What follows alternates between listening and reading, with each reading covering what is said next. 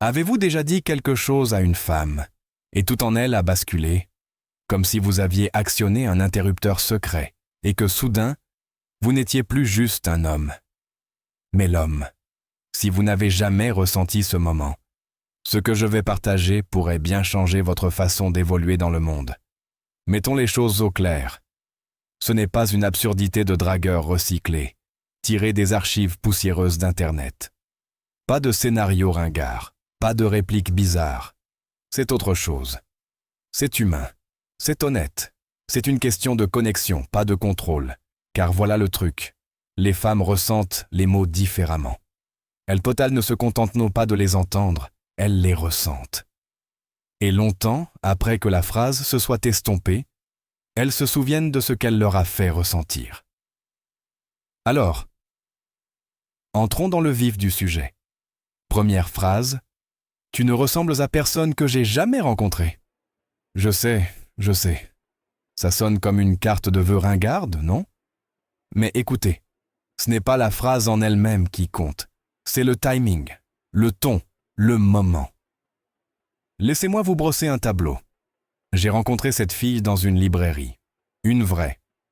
4 murs, des étagères remplies d'histoires, une odeur de vieille page et de café brûlé dans l'air. Elle feuilletait un exemplaire usé de la cloche de détresse. Nous avons commencé à discuter, pas pour flirter, juste, sincèrement. Je lui ai dit qu'elle me faisait penser à une tempête, calme en surface, mais ses yeux laissaient deviner le tonnerre derrière eux. Elle a ri, pas du rire poli, mais de celui qui dit « Oh, tu me vois ». Et puis, quelque part dans cette connexion naissante, sans accumulation, sans scénario, je l'ai dit « Tu ne ressembles à personne que j'ai jamais rencontré ». Elle n'a pas répondu. Elle m'a juste regardé, comme si j'avais ouvert une porte en elle à laquelle la plupart des gens ne frappent même pas. C'est ça, la magie.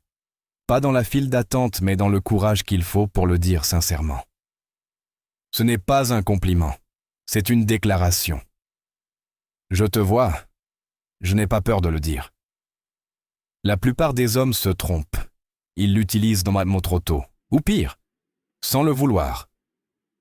Mais si vous le dites au bon moment, après qu'elle a partagé quelque chose de vulnérable, quelque chose à peine formé dans sa voix, ça fait l'effet d'un éclair. Dites-le après qu'elle a parlé de sortir danser en cachette sous l'orage. Dites-le quand elle admet rêver en couleur. Dites-le quand elle vous montre quelque chose de vrai. Cette phrase, ce n'est pas un marteau. C'est un scalpel, précise, intentionnelle. Et l'instant d'après, ne la remplissez pas. Ne vous précipitez pas. Laissez le silence respirer. Parce que dans ce silence, c'est là que réside la connexion. Deuxième phrase, j'ai l'impression que je pourrais te parler pendant des heures. Et celle-ci est un jazz doux dans une pièce sombre à 2 heures du matin. Elle ne crie pas, elle n'essaie pas. Il se penche et la laisse le sentir. Imaginez, j'étais à une fête il y a des années. Ça a commencé de manière endiablée, mais ça s'est adouci à mesure que la nuit avançait. Les disques jouaient doucement, les gens se dispersaient, comme des histoires laissées en suspens. Je me suis retrouvé assis par terre, à côté d'une femme. Appelons-la Claire. Elle n'était pas la plus bruyante, elle n'était pas habillée pour impressionner, mais elle avait cette immobilité comme l'œil d'un cyclone. Elle parlait d'un film français obscur, sous-titré et tout. Et même si je n'étais pas sûr d'avoir aimé le film, j'étais captivé. Pas par l'intrigue, mais par elle. Puis il y a eu une pause dans la conversation, et je me suis penché juste assez pour dire « Tu sais, j'ai l'impression que je pourrais te parler pendant des heures. » Elle a souri. Elle a ramené ses cheveux derrière son oreille. Ce geste inconscient que les gens font quand quelque chose les touche plus profondément qu'ils ne l'attendaient. Et elle a dit « C'est la plus belle chose qu'on m'ait dite ce soir. » Cette phrase, elle ne se contente pas de reconnaître sa beauté. Il témoigne de son âme, de sa curiosité, de ses pensées. Il dit « Je suis là pour vous tous, pas seulement pour les moments forts. » Utilisez-le lorsque le moment est si réel. Lorsque vous êtes tous les deux perdus dans une conversation et que tout le reste s'estompe. Il invite à la profondeur sans pression, à l'émotion sans performance.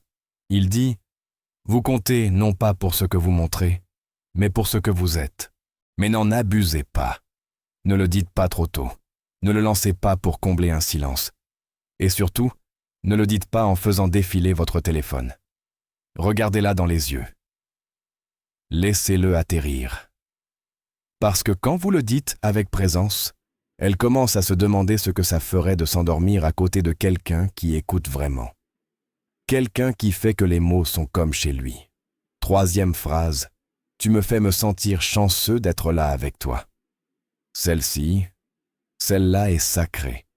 C'est le genre de phrase qu'on ne dit pas à la légère. Elle n'est pas faite pour les premières impressions. Elle est faite pour cette douce brûlure, cette connexion constante qui s'est construite entre vous. Je me souviens de cette nuit-là. Il était tard. Nous étions sur le toit d'une amie, rien de luxueux. Juste quelques chaises longues, un horizon clignotant comme s'il connaissait des secrets. L'air sentait le béton, la peau chaude, et quelque chose de nouveau à l'horizon. On ne parlait même pas beaucoup, juste, on était. Et puis je l'ai regardée. Elle avait les genoux repliés sur sa poitrine, les manches retroussées sur ses mains. Et j'ai dit, « Tu me fais me sentir chanceux d'être là avec toi. » Ce n'était pas prévu, ce n'était pas raffiné, mais c'était vrai. Elle n'a pas répondu par des mots. Elle a juste tendu la main et m'a prise. Parce que cette phrase, elle ne cherche pas à impressionner. Elle honore. Elle dit, « Je ne suis pas ici pour te comparer à qui que ce soit. Je suis juste reconnaissante que tu sois là et que, d'une certaine manière, je sois celle qui est assise à tes côtés. » La plupart des femmes? On les fait constamment se sentir remplaçables. Cette phrase lui dit qu'elle est unique, non pas parce qu'elle est parfaite, mais parce qu'elle est elle. À cause de sa façon de rire sans le vouloir, à cause de sa façon de parler de ses rêves comme s'ils étaient des êtres vivants. Mais le timing est important. Dire cela trop tôt peut donner l'impression d'être en manque, comme si on essayait d'accélérer l'intimité. Mais le dire au bon moment, cela lui montre qu'elle peut respirer à tes côtés, qu'elle n'a pas besoin de se produire, que peut-être, juste peut-être, tu es le genre d'homme qui construit, pas qui prend. Et pour être honnête, je ne savais pas comment elle réagirait, mais elle s'est penchée, elle a posé sa tête sur mon épaule et a murmuré. Je ne me suis jamais senti aussi désiré de ma vie. Écoute, pas besoin de réplique, il faut de la vérité. Ces phrases, ce ne sont pas des tours de magie, ce sont des reflets de présence, d'émotions réelles. Dis-les quand elles sont vraies, dis-les quand le moment l'exige.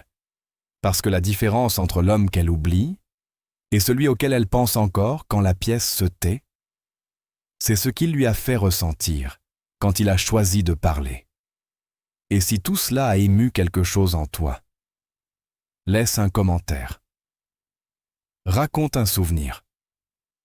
Une phrase que tu as dite ou que tu aurais aimé dire.